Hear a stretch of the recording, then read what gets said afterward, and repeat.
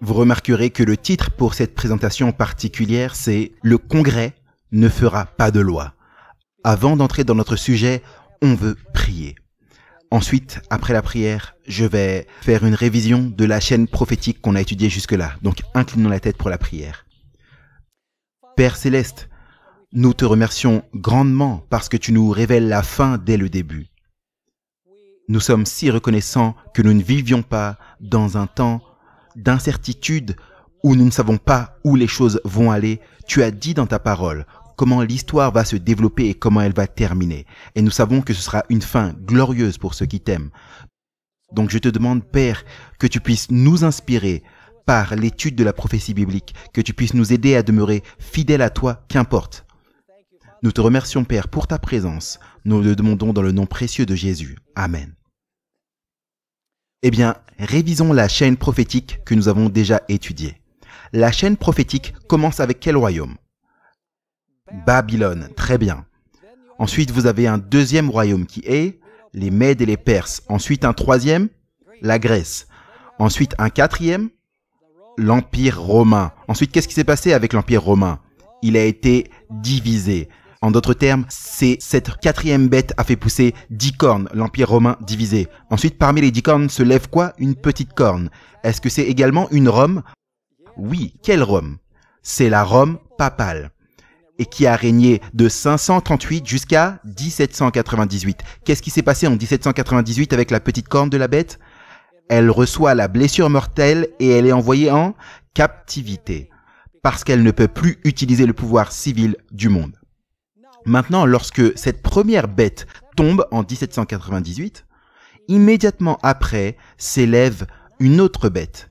Vous vous souvenez de ça? De la terre. Et nous avons identifié cette bête comme étant quelle nation? Les États-Unis d'Amérique. Et nous avons identifié les 2 cornes semblables à un agneau comme étant les 2 royaumes qui sont reconnus dans cette nouvelle nation. Et quels sont les 2 royaumes qui sont reconnus dans ce pays, les États-Unis d'Amérique? Le royaume de l'Église et le royaume de l'État. L'Église a son épée, la parole de Dieu, et l'État a son épée, avec laquelle elle peut punir les transgresseurs de la loi civile. Maintenant, comme je l'ai mentionné à la fermeture de notre étude précédente, nous allons maintenant examiner l'origine des États-Unis d'Amérique. Et nous allons voir si les pères fondateurs avaient cette idée des États-Unis qui sont différents de l'histoire que nous trouvons en Europe durant les 1260 années. Nous allons essayer de voir si les 2 cornes semblables à un agneau représentent la séparation de l'Église et de l'État, la liberté civile et religieuse, comme nous l'avons étudié lors de notre dernière présentation. J'aimerais que vous puissiez remarquer, encore une fois, que nous suivons une chaîne d'événements. Pouvez-vous suivre la trajectoire de la prophétie biblique? Est-ce que c'est assez facile? Oui. Vous pouvez passer de Babylone, Médo-Perse, la Grèce, l'Empire romain divisé en 10 royaumes, ensuite la papauté qui règne pendant 1260 années jusqu'à 1798. Après 1798, une autre nation se lève qui va élever ces 2 principes, la liberté civile et religieuse, qui dépendent de l'idée de la séparation de l'Église et de l'État. Est-ce que vous me suivez? Et ensuite, on va trouver qu'après une période de temps, cette nation même va restaurer la liberté et aider à la guérison de la blessure de la première bête. On n'est pas encore arrivé là, mais c'est le dernier lien de la chaîne avant le plus grand événement de tous, qui est la seconde venue de Jésus en pouvoir et en gloire. Maintenant, allons dans notre matériel. Nous avons un résumé pour ceux qui regardent en live ou ceux qui regardent sur YouTube et même ceux qui veulent les DVD également. Vous serez en mesure de suivre avec les citations dans le résumé et tout cela. Les pères de la Constitution ont fait 4 choses. Lorsque je parle des pères de la Constitution, je parle des pères fondateurs des États-Unis. George Washington, Ben Franklin, James Madison, Thomas Jefferson, John Adams et tout cela. Ils savaient 4 choses. On sait qu'ils savaient 4 choses à partir de leurs écrits. Ils savaient que l'église apostate juive ont influencé le pouvoir romain pour tuer Christ. Ils avaient connaissance de l'union de l'église apostate juive avec le pouvoir civil de Rome, c'est-à-dire Ponce Pilate qui tue Christ. Ils avaient également conscience que l'Église primitive, dont il nous est parlé dans le livre d'Actes, ils savaient que l'Église juive, cette même Église qui a influencé l'État pour détruire Christ, ils avaient conscience que cette même Église continuait à en appeler au pouvoir romain, aux empereurs, pour persécuter les disciples ou les apôtres qui prêchaient le message de Dieu après l'ascension de Christ. Ils savaient également, ils connaissaient également l'histoire de l'Église durant le Moyen Âge, les 1260 années.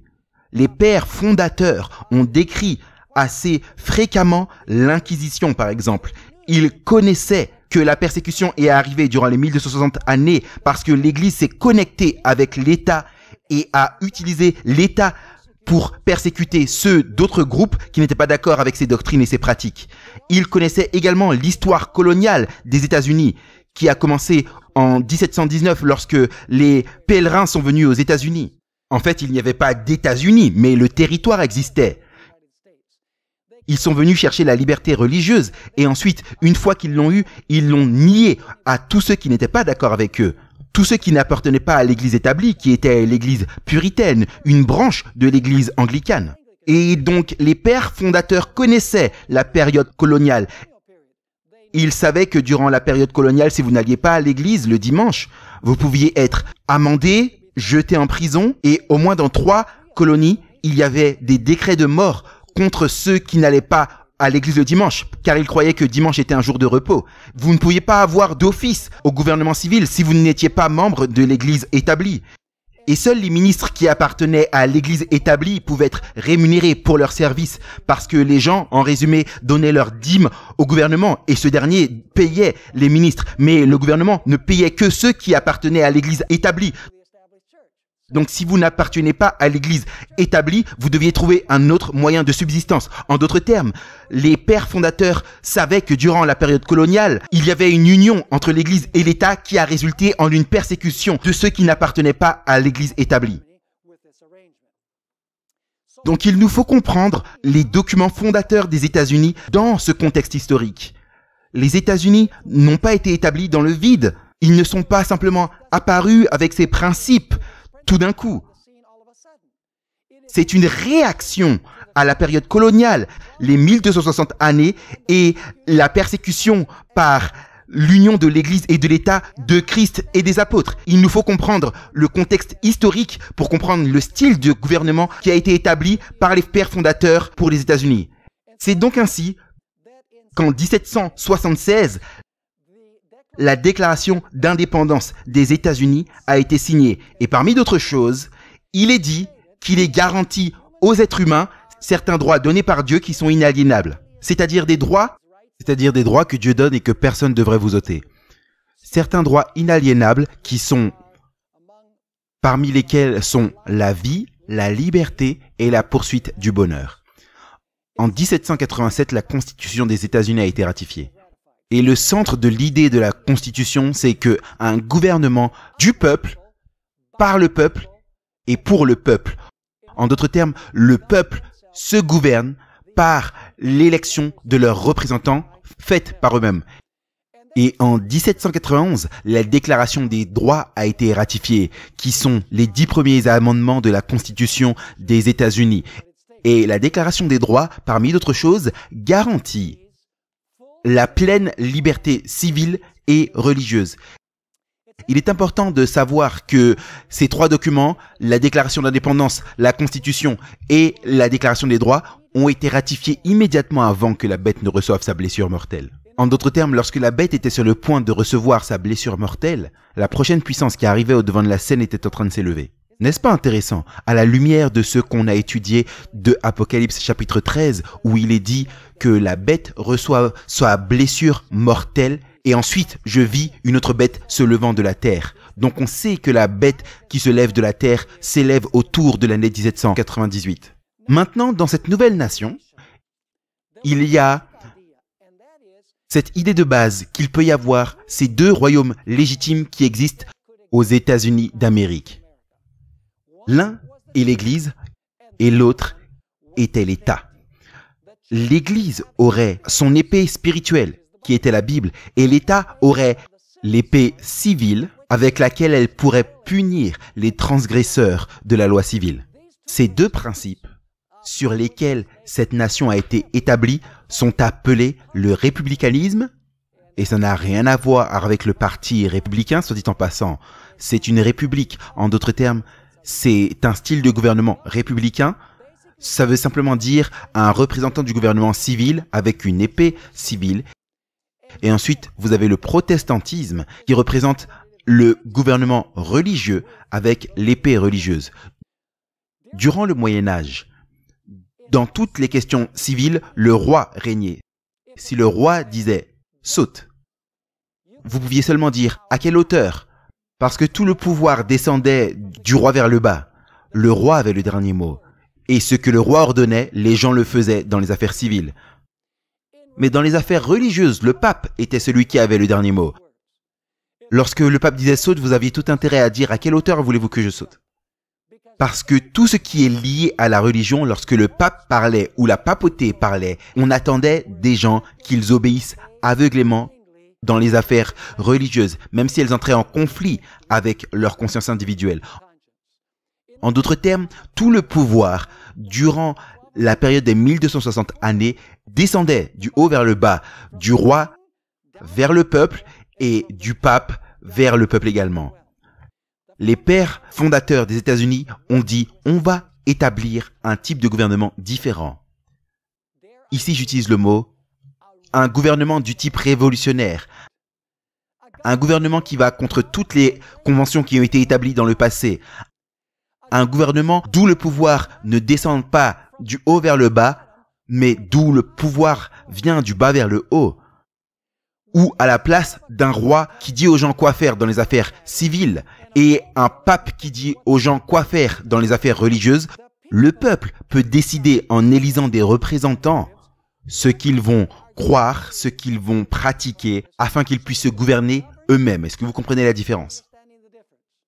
Donc les pères fondateurs essayaient une expérience révolutionnaire qui n'a pas été tentée auparavant. Parce que dans les empires précédents, le roi était celui qui régnait dans les affaires civiles et le pape celui qui régnait dans les affaires religieuses.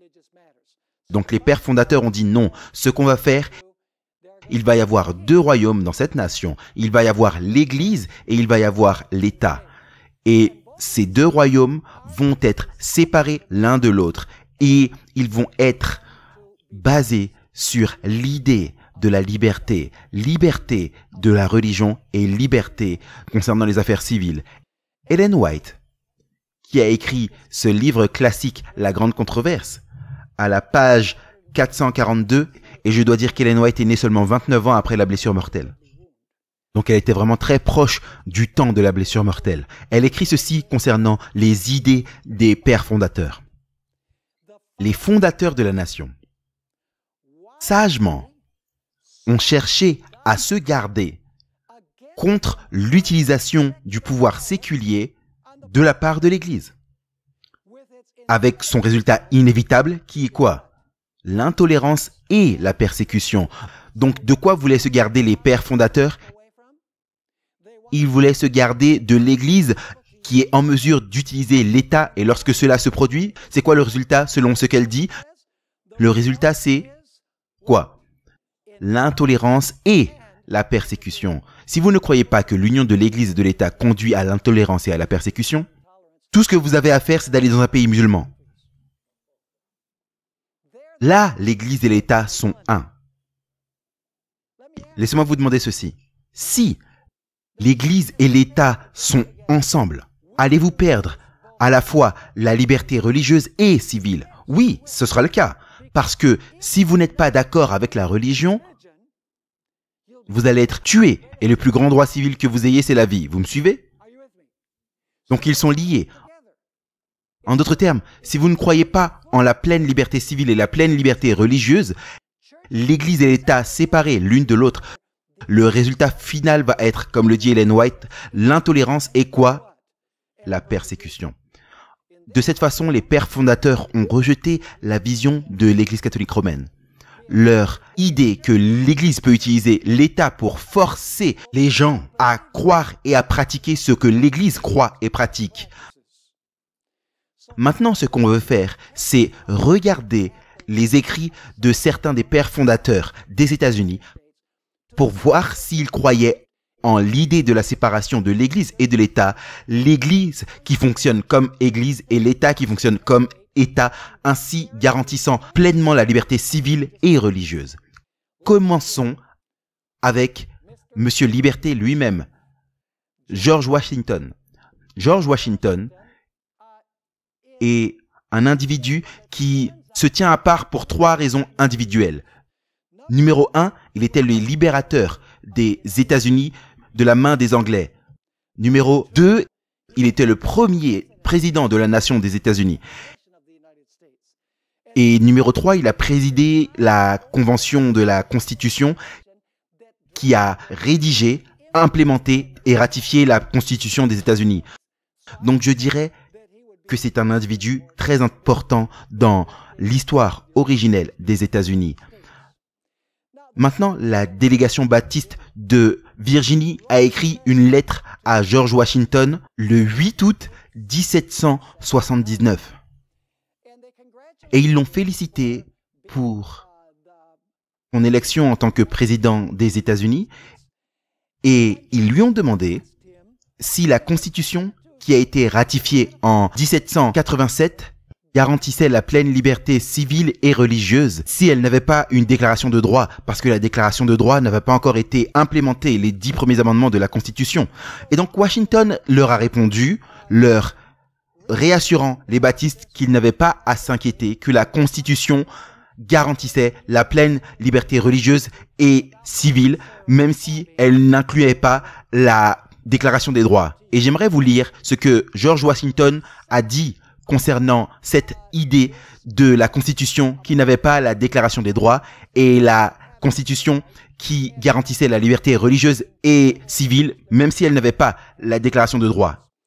Et je lis maintenant de George Washington.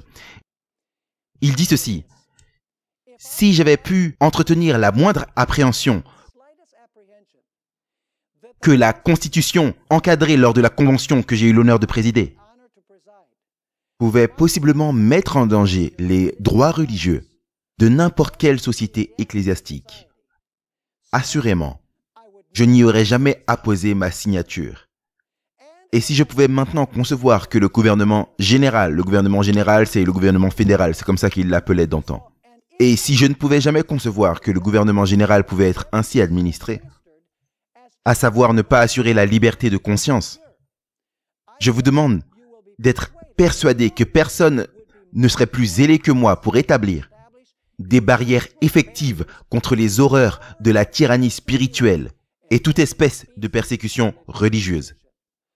Car vous vous rappelez certainement que j'ai souvent exprimé mon sentiment que tout homme puisse se conduire en bon citoyen. C'est quel royaume celui-là?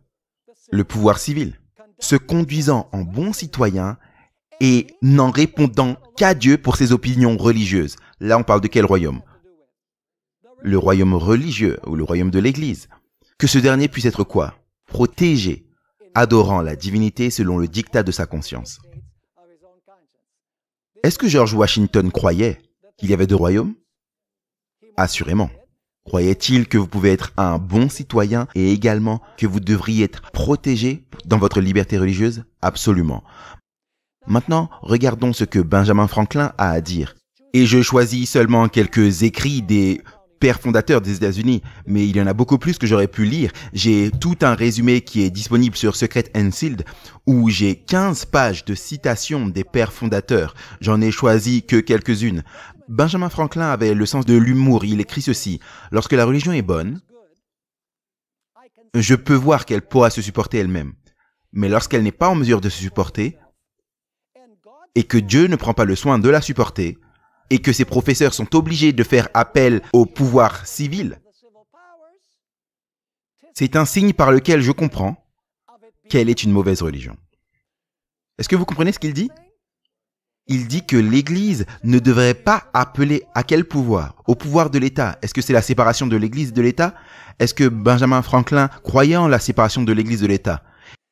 Et maintenant vous vous dites, est-ce que les pères fondateurs étaient hostiles à la religion? Étaient-ils ennemis de la religion? Non, ils disent que la seule chose que le gouvernement fédéral peut faire, c'est de protéger le droit de tout le monde, de pratiquer sa religion sans l'interférence de l'État. C'est la seule chose que l'État fédéral devrait faire concernant la religion, de protéger le droit de chacun d'exercer sa religion librement, sans l'intervention du pouvoir civil. Maintenant, regardons ce que dit Thomas Jefferson. J'ai été au mémorial de Thomas Jefferson plusieurs fois lorsque j'étais à DC. C'est l'un de mes endroits préférés. C'est un très grand mausolée avec du marbre blanc. Et certaines de ces citations les plus célèbres sont écrites sur un mur en marbre blanc. Et un jour, je me suis assis et j'ai lu avec mon propre doigt l'une de ces citations. Donc la citation que je vais vous partager maintenant, je ne la tire pas d'un livre. Je me suis assis et je l'ai lu moi-même là-bas, au mémorial de Jefferson. J'aimerais que vous puissiez noter ce qu'il dit concernant la religion et le pouvoir civil. Le Dieu Tout-Puissant a créé l'esprit libre. Toute tentative de l'influencer par des punitions temporelles ou des fardeaux sont un éloignement du plan de l'auteur saint de notre religion. Croit-il déjà en la séparation de l'Église de l'État ici?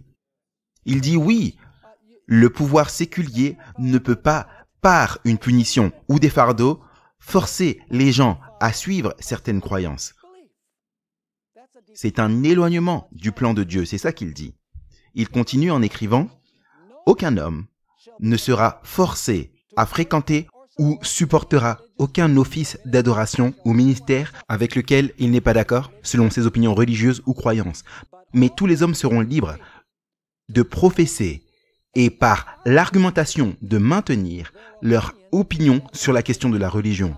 Je ne connais qu'un code de moralité pour l'homme, pour ses agissements individuels ou collectifs. » Est-ce que Thomas Jefferson croyait que le pouvoir civil n'avait aucun droit d'imposer une charge ou des punitions au peuple à cause de leurs convictions religieuses? Oui. Croyait-il en la séparation de l'Église de l'État? Oui, bien évidemment. Jefferson a également écrit la chose suivante, et c'est presque une déclaration humoristique qu'il a faite. Le pouvoir légitime du gouvernement s'étend seulement aux actes qui sont injurieux envers les autres. Est-ce que l'État a le droit de punir quelqu'un qui vole une autre personne? A-t-il le droit de punir quelqu'un qui tue quelqu'un d'autre? A-t-il le droit de punir quelqu'un qui ruine la réputation de quelqu'un d'autre? A-t-il le droit de punir les enfants qui abusent leurs parents? Oui, ce sont des actes que le gouvernement civil peut punir. Mais regardez ce qu'il dit. Le pouvoir légitime du gouvernement ne s'étend qu'aux actes qui sont injurieux envers les autres. Il n'y a aucune injure de la part de mon voisin de dire qu'il y a 20 dieux ou aucun dieu. Cela ne me dépouille pas les poches ni ne brise ma jambe. Est-ce que vous comprenez ce qu'il dit? Maintenant, il a également écrit en 1782, c'est seulement l'erreur qui a besoin du soutien du gouvernement. La vérité peut se tenir par elle-même. Croyait-il en la séparation entre la vérité religieuse et le gouvernement? Oui, assurément. Il a également compris le danger que le clergé soit impliqué dans le système politique. Regardez ces deux prochaines citations que nous trouvons ici. Il dit « Le clergé, en étant établi par la loi, vous voyez s'ils sont établis par le système politique, et fabriqués par la machine du gouvernement, ont été un formidable engin contre la liberté civile et religieuse des hommes. » Est-ce que Thomas Jefferson comprenait les dangers d'unir l'Église et l'État? Un peu qu'il les comprenait, il a dit, vous pouvez le voir, que lorsque la prêtrise est façonnée par le gouvernement, le résultat, c'est une perte de liberté civile et religieuse. Il a également dit ceci, et ça c'est très intéressant. L'histoire, je le crois, nous fournit aucun exemple d'un peuple dominé par l'Église qui maintient un gouvernement civil libre. Est-ce que ce n'est pas une déclaration puissante? Encore une affirmation. C'était en 1814. Il dit: dans tous les pays et dans tous les âges, le prêtre a été hostile à la liberté. Il est toujours en alliance avec le despote, complice de ses abus en retour de la protection pour les siens.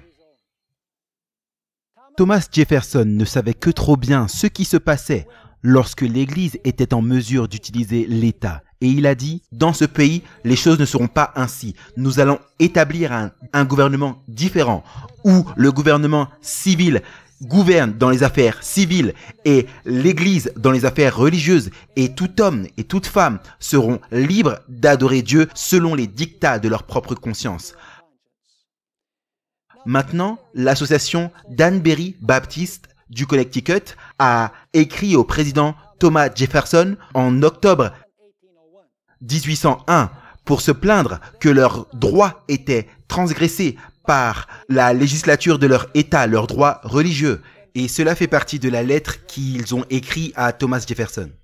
Le privilège religieux duquel nous jouissons, en tant que part mineure de l'État, en d'autres termes, ils étaient une minorité dans l'État, nous en jouissons comme une faveur qui nous est octroyée et non comme un droit inaliénable. En d'autres termes, le gouvernement leur dit: on vous donne la liberté religieuse. Mais la liberté religieuse est un droit divin. La liberté religieuse ne peut pas être octroyée par le gouvernement. Parce que c'est quelque chose que Dieu a donné à l'homme. C'est un droit inaliénable. Et ils se plaignent, ils disent: voici ce qui se passe. L'État dit: c'est nous qui vous octroyons ces droits. Et eux, ils disent: non, l'État ne peut pas nous donner ces droits. Ce sont des droits inaliénables. Donc encore une fois, le privilège religieux duquel nous jouissons en tant que part mineure de l'État, nous en jouissons comme une faveur qui nous a été faite et non comme d'un droit inaliénable. Et ces faveurs, nous les recevons en retour d'une manifestation de gratitude tellement dégradante qu'elle est inconsistante avec les droits des hommes libres.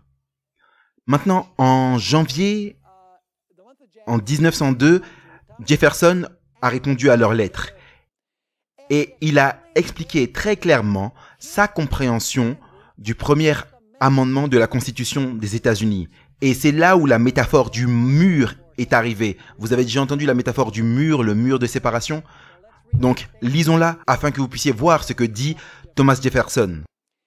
Croyant tout comme vous, donc c'est les baptistes de Danbury, que la religion est une question qui demeure uniquement, c'est-à-dire seulement, entre l'homme et son Dieu, et qu'il ne doit de compte à nul autre pour sa foi et son adoration, et que les pouvoirs légitimes du gouvernement atteignent quoi? Les actions uniquement et non les opinions. Je contemple avec une révérence souveraine cet acte du peuple américain dans son ensemble qui déclare que la législature ne devrait établir aucune loi concernant un établissement de religion ou en interdisant le libre exercice de cette dernière. Et là, il explique, soit dit en passant, il cite le premier amendement, et ensuite il dit: ainsi construisant quoi? Un mur de séparation entre l'Église et l'État. Est-ce que Thomas Jefferson croyait que l'Église devrait fonctionner comme Église et l'État comme État séparément? Oui, assurément. Tous les pères fondateurs croyaient en cela. Et voilà pourquoi j'ai dédié toute cette présentation pour montrer que les deux cornes semblables à un agneau sont corroborées par l'histoire originelle des États-Unis. Maintenant, parlons un petit peu de James Madison. James Madison est appelé le père de la Constitution. Il est le cerveau derrière la Constitution, en d'autres termes. Lisons quelques déclarations de James Madison. Il écrit ceci: il n'y a pas l'ombre d'un droit dans le gouvernement général, souvenez-vous, c'est le gouvernement fédéral, dans le gouvernement général de se mêler à la religion. Croyait-il que le gouvernement fédéral devait se mêler à la religion? Non, non, non. Il dit: il n'y a pas l'ombre d'un droit pour que le gouvernement général se mêle de la religion. Sa moindre interférence avec elle, c'est-à-dire la religion, serait la plus grande usurpation. J'en appelle à ma conduite uniforme sur ce sujet, que j'ai chaleureusement supporté la liberté religieuse. Croyait-il en la séparation de l'Église et de l'État? Bien évidemment. En 1822, Et c'est très intéressant parce que les États-Unis ont été établis en 1776, 1787 et 1791. C'est environ 30 ans après que l'expérience ait été tentée. Et donc, James Madison écrit maintenant concernant les leçons que les États-Unis enseignent au monde. Voici ce qu'il écrit. Nous enseignons au monde la grande vérité que le gouvernement fait mieux sans des rois et des nobles qu'avec. Qu'une république est une meilleure idée, c'est ce qu'il dit par rapport à la monarchie. Et ensuite il dit, le mérite sera double.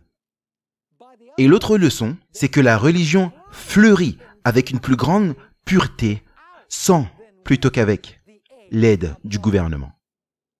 N'est-ce pas une déclaration révélatrice? C'est tellement intéressant. Parfois je demande aux gens, à combien de royaumes appartenez-vous? Et vous savez, moi je suis né aux États-Unis, donc je suis un citoyen des États-Unis. Mais j'ai été baptisé en tant qu'adventiste du 7e jour, donc je suis également citoyen du royaume céleste. Je vis dans une nation, mais je suis citoyen de 2 royaumes, aux États-Unis. Tous deux séparés l'un de l'autre. En d'autres termes, le gouvernement fédéral ne peut pas interférer avec mes convictions religieuses. Et l'Église ne devrait pas s'impliquer pour chercher à utiliser l'État afin d'outrepasser les convictions religieuses des gens. Parce que l'État a son existence légitime et l'Église a également son existence légitime. Parlons un peu du premier amendement de la Constitution des États-Unis. Certains chrétiens, aujourd'hui, beaucoup vont dire, eh bien, l'expression séparation Église et État ne se trouve nulle part dans la Constitution. Et c'est la réalité. Si vous cherchez la phrase séparation de l'Église et de l'État dans la Constitution, vous n'allez pas la trouver parce qu'elle n'est pas là. Mais le concept de la séparation de l'Église et de l'État est dans la Constitution, dans le premier amendement de la Constitution en réalité. Lisons le premier amendement de la Constitution, soit dit en passant. Dans cet amendement, c'est là où vous trouvez les 2 cornes semblables à un agneau. Parce que cet amendement garantit la liberté civile et religieuse et sépare les deux. Lisons le premier amendement. Le Congrès. Que fait le Congrès? Il écrit les lois, pas vrai? Le Congrès ne fera aucune loi. Quelle partie de aucune loi vous ne comprenez pas? Le Congrès ne fera aucune loi concernant l'établissement d'une religion. Remarquez qu'il n'est pas dit que le Congrès ne peut pas faire une loi qui établit une église au-dessus des autres églises ou qui établit une religion au-dessus d'une autre. C'est comme ça que beaucoup de chrétiens interprètent aujourd'hui. Ils disent, les pères fondateurs, lorsqu'ils ont dit que le Congrès n'adoptera aucune loi relative à l'établissement d'une religion, ce qu'ils voulaient vraiment dire, c'est que les États-Unis ne pourraient pas établir une religion au-dessus d'une autre ou une église au-dessus d'une autre, mais que le gouvernement fédéral bénéficie à toutes les églises de la même façon. C'est l'argument. Mais le fait est que le mot religion n'a pas d'article défini. Il ne dit pas église, il dit religion. Il ne dit pas une religion, il dit religion. Vous me suivez? Donc, il est dit, le Congrès n'adoptera aucune loi relative à l'établissement de religion. Ou à l'interdiction de quoi? De son libre exercice. Qu'est-ce que cela signifie? Cela signifie que le Congrès ne peut faire aucune loi établissant l'observation d'une religion. Et cela signifie qu'il ne peut faire aucune loi qui vous interdise de pratiquer votre religion. Il ne peut pas établir aucune religion et il ne peut pas vous empêcher de pratiquer librement votre religion. Et vous vous dites, eh bien, c'est quoi la différence? Dans la Bible, nous trouvons 2 exemples des 2 premières clauses du premier amendement. Dans Daniel chapitre 3, lorsque Nebuchadnezzar a dressé l'image d'or, établissait-il une observation religieuse par la loi? Est-ce que le pouvoir civil établissait une observance religieuse? Oui, absolument, c'était le cas. Est-ce que c'était légitime ou illégitime? C'était illégitime. Le pouvoir civil ne peut pas établir une religion. Qu'est-ce qui est arrivé en résultat de l'établissement d'une religion? La persécution, pas vrai? Dans Daniel 6, nous avons également une autre histoire qui illustre la clause de libre exercice. Vous voyez, dans Daniel chapitre 6, le problème n'est pas que le roi établit une religion. Il interdit les gens de prier. il interdit le libre exercice de la religion. Et lorsqu'il a interdit le libre exercice de la religion, c'était quoi le résultat? La persécution. Donc, Daniel 3 et Daniel 6 illustrent les deux premières clauses du premier amendement. Lorsque le gouvernement établit une observance religieuse, persécution. Lorsque le gouvernement ou le Congrès, le gouvernement par le Congrès, interdit le libre exercice de la religion, le résultat c'est quoi? La persécution. Les pères fondateurs savaient cela. Et par conséquent, ces derniers ont mis dans ce premier amendement que le Congrès ne pouvait pas adopter aucune loi relative à l'établissement de religion. Et il ne pouvait pas interdire aux gens le libre exercice de leur religion, sans l'interférence du gouvernement. Maintenant, la troisième clause du premier amendement garantit les droits du citoyen. Donc ici, vous avez les deux cornes semblables à un agneau. La liberté religieuse et quoi? La liberté civile. Regardez ce que la dernière partie du premier amendement dit. Ou pour limiter la liberté d'expression. Est-ce un droit civique? La liberté d'expression, est-ce un droit civique? Oui. Ou de la presse, est-ce un droit civique? Oui, c'est un droit civique. Ou le droit des citoyens de se réunir pacifiquement, est-ce un droit civique? Oui. Ou d'adresser au gouvernement des pétitions pour obtenir réparation des torts subis. Pouvez-vous demander au gouvernement de vous faire justice? Oui, vous pouvez. La dernière clause du premier amendement parle des droits civiques. Les deux premières clauses parlent de quoi? Des droits religieux. En d'autres termes, le premier amendement de la Constitution établit clairement une distinction entre la religion et le pouvoir civil. Est-ce que vous comprenez ce que je dis? Maintenant, parlons un peu de la Cour suprême des États-Unis. L'Église adventiste du 7e jour croit, et dans nos deux prochaines présentations, nous allons parler de ça plus en détail, et on va le prouver à partir de la Bible. L'Église adventiste du 7e jour croit que les États-Unis vont finalement, le Congrès va finalement écrire une loi obligeant à l'observation du dimanche comme le jour de repos. Et finalement, nous allons atteindre un point où le Congrès va écrire une loi qui va interdire l'observation du sabbat comme un jour de repos. Et les gens disent « Oh, ça n'arrivera jamais, ce sont les États-Unis d'Amérique. » Parce que le premier amendement dit « Le Congrès n'adoptera aucune loi à l'établissement de religion ou à l'interdiction de son libre exercice. » Et donc, si le Congrès passait une loi obligeant à l'observation du dimanche, est-ce que ce serait une violation du premier amendement? Est-ce que ce serait établir une religion? Même quelqu'un au jardin d'enfants pourrait répondre à cela.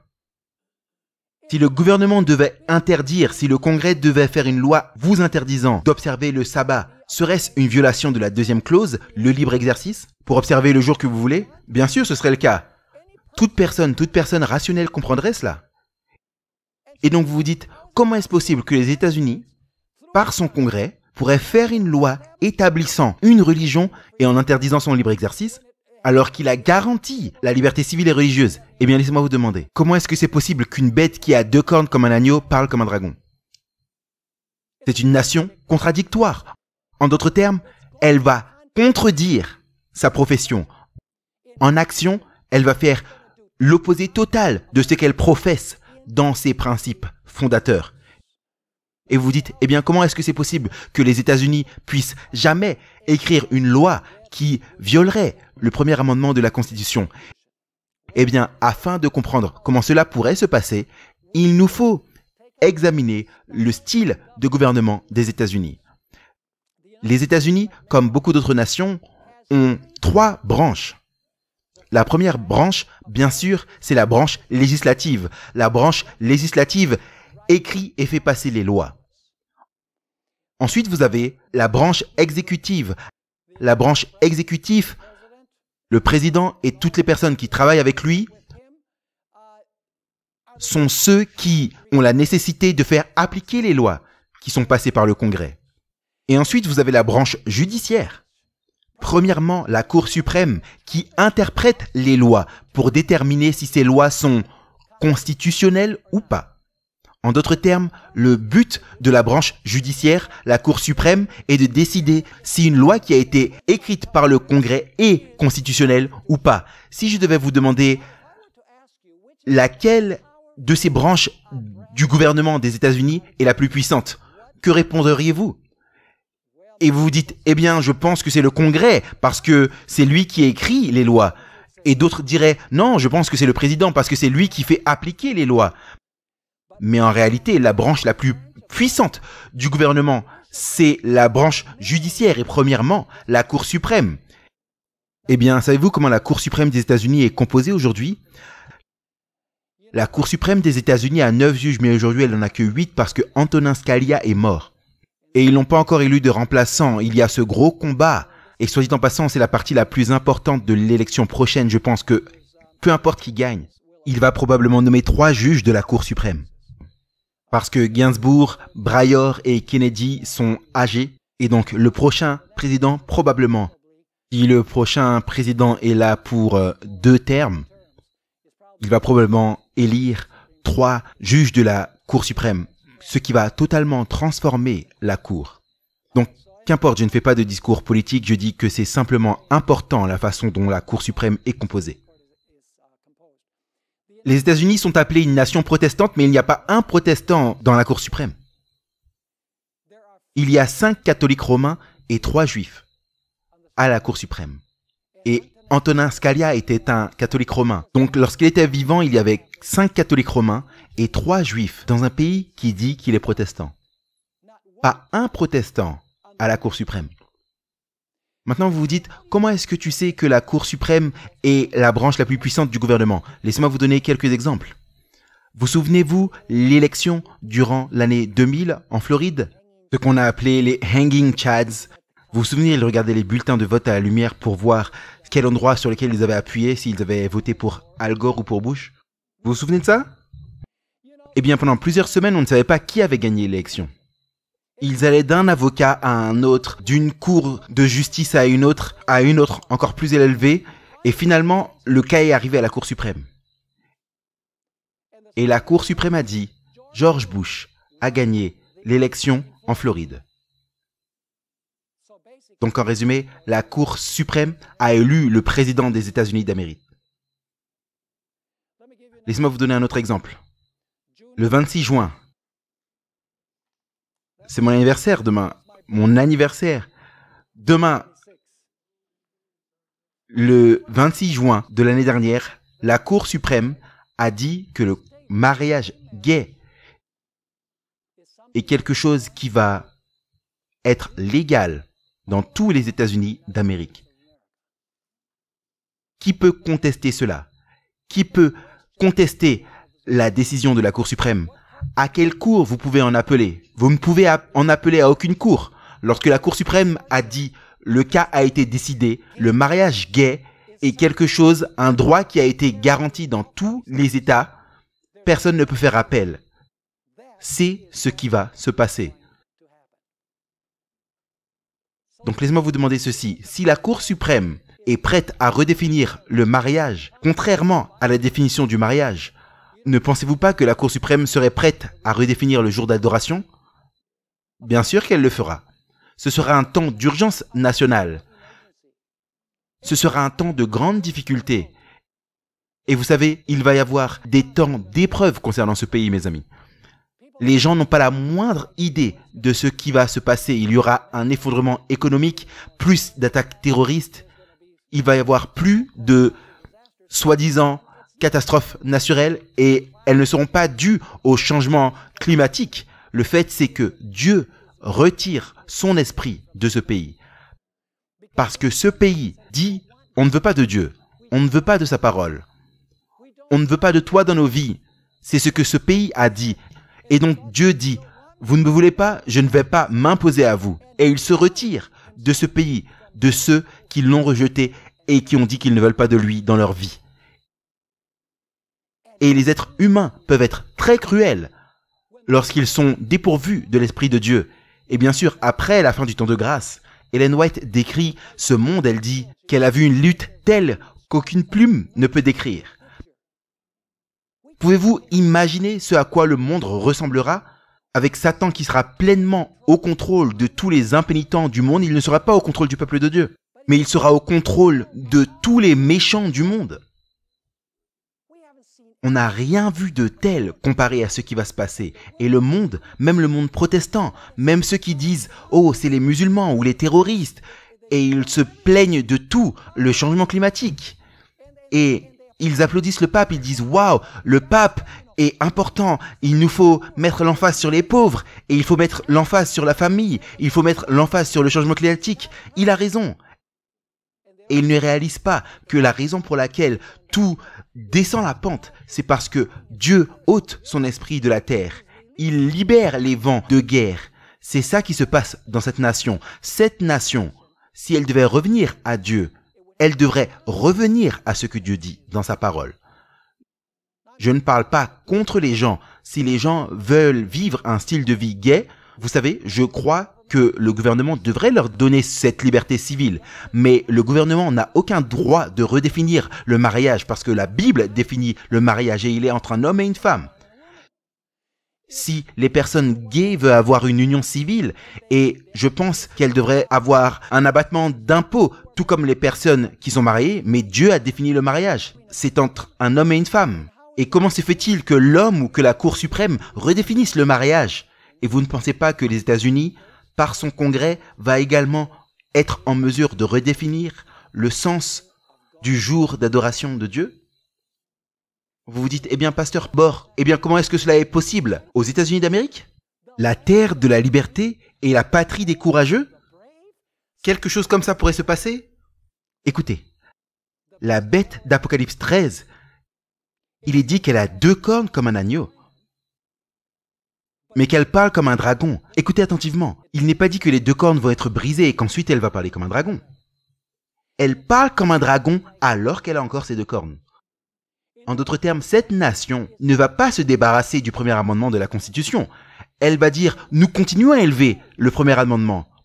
Mais ce qui va se passer, c'est que des lois non constitutionnelles vont être déclarées constitutionnelles. Est-ce que vous êtes avec moi? Et voilà pourquoi il nous faut défendre la Constitution des États-Unis telle qu'elle nous a été donnée à l'origine. Les pères fondateurs croyaient en la séparation de l'Église et de l'État. Ils croyaient que le pouvoir civil ne pouvait faire aucune loi concernant la religion, que ce soit la mise en place d'une observation religieuse ou l'interdiction du droit pour les gens de pratiquer librement leur religion. Est-ce que je me fais bien entendre? Eh bien, laissez-moi vous parler ici de John Adams et du traité de Tripoli. Vous allez dire, mais c'est quoi ça, le traité de Tripoli? Qu'est-ce que cela pourrait signifier? Le 10 juin 1797, une année avant la blessure mortelle, en fait moins d'une année avant la blessure mortelle, John Adams a signé par la loi ce qu'on connaît sous le nom du traité de Tripoli. Et je vais lire seulement une ligne que nous trouvons dans ce traité qui est important pour notre discussion. Le gouvernement des États-Unis n'est en aucun cas fondé sur la religion chrétienne. Le gouvernement des États-Unis n'est en aucun cas quoi? Fondé sur la religion chrétienne. Ce traité de Tripoli a vraiment dérangé beaucoup d'évangéliques et de conservateurs protestants aux États-Unis. Parce qu'ils veulent dire que la fondation des États-Unis est une fondation judéo-chrétienne. Mais en réalité, les pères fondateurs savaient que si les États-Unis étaient fondés sur la religion chrétienne, cela aurait été anticonstitutionnel, n'est-ce pas? Parce que ce serait établir une religion, pas vrai? Cela ce serait établir une religion que de dire que les États-Unis sont établis sur la religion chrétienne. Ils savaient cela. Incidemment, ce traité, en mai 1797, juste avant qu'Adams n'en fasse une loi, il a été lu devant le Sénat. Une copie écrite a été donnée aux sénateurs. Il a été approuvé à l'unanimité par les sénateurs sans un vote contraire. Il a été publié dans les grands journaux de Philadelphie et de New York. C'était les grandes villes à l'époque. Il n'y avait pas l'ombre d'une protestation, aucune lettre de personne. Une protestation qui dirait « Mais qu'est-ce que tu veux dire que les États-Unis ne sont pas fondés sur la religion chrétienne ?» Le fait est que les États-Unis sont une nation qui était composée par une majorité de chrétiens. Mais ce n'était pas une nation chrétienne, ce n'était pas fondé sur la religion chrétienne. Parce que si ça avait été fondé sur la religion chrétienne, cela aurait été anticonstitutionnel. Parce que le gouvernement ne peut établir aucune religion. Vous m'entendez ou pas? Donc, les pères fondateurs savaient ce qu'ils faisaient. Ellen White, qui est née seulement 29 ans après la blessure mortelle, a écrit en 1888 concernant le secret de la puissance et de la prospérité des États-Unis d'Amérique. Écoutez ce qu'elle a écrit. Parmi l'exil chrétien, ceux qui ont premièrement fui aux États-Unis et ont cherché un asile, pourquoi cherchaient-ils un asile? Un asile de quoi? De l'oppression royale? Ça a un lien avec le roi, pas vrai? Ils fuyaient un certain style de gouvernement qui avait un roi à sa tête. Et l'intolérance des prêtres. Y avait-il également une intolérance de la part de l'Église? Absolument, parce que l'Église avait un pape. Donc ils fuyaient l'idée d'avoir un roi dans les affaires civiles et un pape dans les affaires religieuses. Elle dit, là où beaucoup ont déterminé d'établir un gouvernement sur la large fondation de quoi? La liberté civile et religieuse. Leur vision trouve sa place dans la déclaration d'indépendance, qui lança la grande vérité que tous les hommes sont créés égaux et dotés des droits inaliénables de la vie, de la liberté et de la poursuite du bonheur. Et la Constitution garantit au peuple le droit de se gouverner eux-mêmes, pourvoyant à ce que des représentants élus par le vote populaire puissent promulguer des lois et administrer ces lois. La liberté de la foi religieuse, le premier amendement, pas vrai? La liberté de foi religieuse fut également donnée et tous les hommes ayant la liberté d'adorer Dieu selon le dictat de sa conscience. Le républicanisme, qui est en résumé un État sans un roi, et le protestantisme, une Église sans un pape, sont devenus les principes fondamentaux de la nation. Et maintenant, prêtez attention à cette déclaration sinistre. Ces principes sont le secret de sa puissance et de sa prospérité. N'avez-vous jamais lu ces déclarations où Ellen White dit que lorsque les lois du dimanche seront proposées, cela conduira à l'apostasie nationale et l'apostasie nationale conduira à la ruine nationale? C'est exactement ce qu'elle décrit. Les gens disent les États-Unis sont tellement forts parce qu'ils ont une grande armée, un grand territoire, plus de gens, plus d'argent. Tout cela, ce sont des choses secondaires. Le secret de la puissance et de la prospérité des États-Unis, ce sont ces deux principes sur lesquels la nation fut fondée.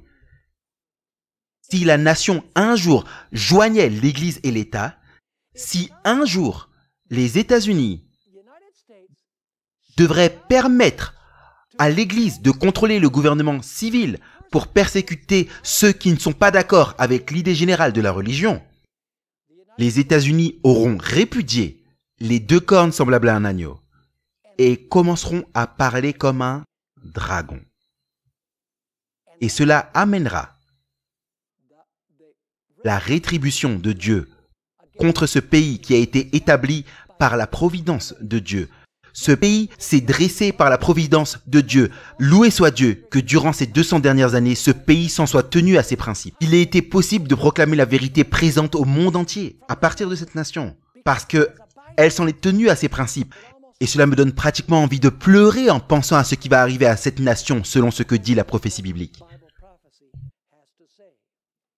Maintenant, vous regardez à ce qui se passe aujourd'hui, on dirait que l'État a le pouvoir sur l'Église. Comme par exemple la loi fédérale 1146. L'État va dicter aux universités religieuses qu'elles doivent suivre l'agenda LGBT, sans quoi vous allez perdre les soutiens financiers. Donc il semble que l'État interfère plus avec l'Église que l'Église avec l'État, mais la prophétie nous dit que cela va changer. Finalement, ce qui va se passer, c'est qu'il y aura une image de ce qui s'est passé au Moyen-Âge. L'Église va contrôler l'État et l'Église va dicter à l'État les lois religieuses et ceux qui n'obéissent pas à ces lois religieuses seront persécutés. Eh bien, laissez-moi vous demander ceci. Est-ce que les pères fondateurs des États-Unis sont d'accord avec ce que la prophétie a à dire? Croyaient-ils en deux principes? Croyait-il en l'idée de la liberté civile, c'est-à-dire que vous croyez en un gouvernement civil? Croyait-il en une liberté religieuse qui est connectée à l'Église? Croyait-il que ces deux royaumes devaient rester séparés afin qu'ils puissent avoir une pleine liberté civile et religieuse? Nous avons examiné leurs écrits. Leurs écrits corroborent notre interprétation de la prophétie d'Apocalypse 13. Avez-vous compris ce qu'on a étudié? Donc, où en sommes-nous dans la chaîne prophétique? Eh bien, révisons à nouveau. Ma femme dit, tu révises trop. Tu répètes trop. Et je dis à ma femme, écoute, comment est-ce qu'un perroquet apprend à parler? Tu répètes et tu répètes et répètes au perroquet et le perroquet apprend à le dire. Donc, il nous faut répéter. Donc, examinons la chaîne à nouveau. Où est-ce que la chaîne commence? Babylone, ensuite, Mèdes et Perses, ensuite, Grèce, ensuite, l'Empire romain.